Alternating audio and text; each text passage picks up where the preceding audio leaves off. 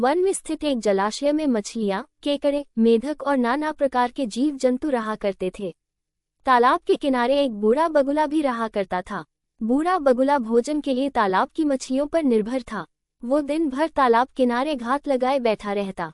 जैसे ही कोई मछली नजर आती, उसे लपककर पकड़ लेता और अपने पेट की ज्वाला शांत कर लेता था। लेकिन धीरे धीरे उसकी आंखें कमजोर होने लगी और मछलियां पकड़ना उसके लिए दुष्कर हो गया। अब वो दिन रात एक टांग पर खड़ा होकर सोचता रहता कि ऐसी हालत में कैसे भोजन की व्यवस्था की जाए। एक दिन उसे एक युक्ति सूझी। युक्तिनुसार वो तालाब के किनारे गया और एक टांग पर खड़ा होकर जोर जोर से विलाप करने लगा। उसे इस तरह विलाप करता देख तालाब में रहने वाला एक केकड़ा आश्चर्यचकित हो उसके पास आया और पूछने लगा, बगुला मामा, क्या बात है, इस तरह आंसू क्यों बहा रहे हो? क्या आज कोई मछली हाथ नहीं लगी? बगुला बोला, बेटा, कैसी बात कर रहे हो? अब मैंने वैराग्य का जीवन अपना लिया है और मछलियों तथा अन्य जीवों का शिकार छोड़ दिया है। वैसे भी इस जलाशय के समीप रहते मुझे वर्षों हो गए हैं। यहाँ रहने वाले जलचरों के प्रति मन में प्रेम और अपनत्व का भाव जाग चुका है, इसलिए मैं उनके प्राण नहीं हर सकता। तो इस तरह विलाप करने का क्या कारण है मामा?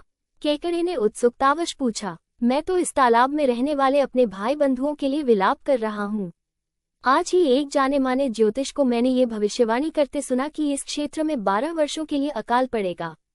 यहाँ स्थित समस्त जलाशय सूख जाएंगे और उनमें रहने वाले जीव जंतु भूख प्यास से मर जाएंगे। आसपास के सभी छोटे जलाशयों के जीव जंतु बड़ी बड़ी झीलों की ओर प्रस्थान कर रहे हैं, किंतु इस जलाशय के जीव जंतु निश्चिंत बैठे हैं।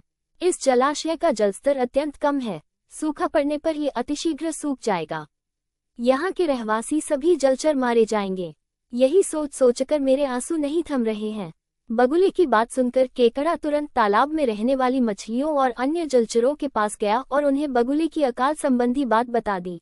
ये सुनना था कि सभी जलचर बगुले के पास जा पहुंचे और उससे इस समस्या से निकलने का उपाय पूछने लगे। दुष्ट बगुला तो इसी अवसर की ताक में था। वो बोला, बंधुओं, चिंता की कोई बात नहीं है। यहाँ से कुछ ही दूरी पर जल से लबालब एक बड़ी झील अवस्थित है। वहाँ का जल अगले 50 वर्षों तक नहीं सूखेगा। मैं तुम्हें अपनी पीठ पर लादकर उस झील में छोड़ाऊंगा। इस तरह तुम सबकी जान बच जाएगी। बगुले की बात सुनकर सभी जलचरों में पहले जाने की होड़ लग गई और वे बगुले से अनुनय करने लग गए, बगुला मामा, हमें वहाँ पहले पहुँचा दो। ये देख बगुले की बाँछें खिल गई। उसने सबको शांत किया और बोला, बंधुओं, मैं तुम सबको एक एक कर अपनी पीठ पर लादकर उस झील तक ले जाऊंगा। फिर चाहे मेरा जो हाल हो, आखिर तुम सब मेरे अपने हो। उस दिन के बाद से बगुला प्रतिदिन एक मछली को अपनी पीठ पर लादकर ले जाता और कुछ दूरी तय करने के बाद एक बड़ी शिला पर पटककर मार डालता। फिर छक्कर अपना पेट भरने के बाद दूसरे दिन दूसरा शिकार अपनी पीठ पर लादकर चल पड़ता। ऐसे ही कई दिन बीत गए। बगुले को बिना परिश्रम के रोज एक मछली का आहार मिलने लगा। एक दिन जब बगुला तालाब के किनारे गया तो केकड़ा बोला, बगुला मामा, आपने सूखा पड़ने की बात मुझे सबसे पहले बताई, किंतु अब तक आप मुझे बड़ी झील लेकर नहीं गए। आज मैं आपकी कुछ नहीं सुनूंगा। आज आपको मुझे ही लेकर जाना होगा।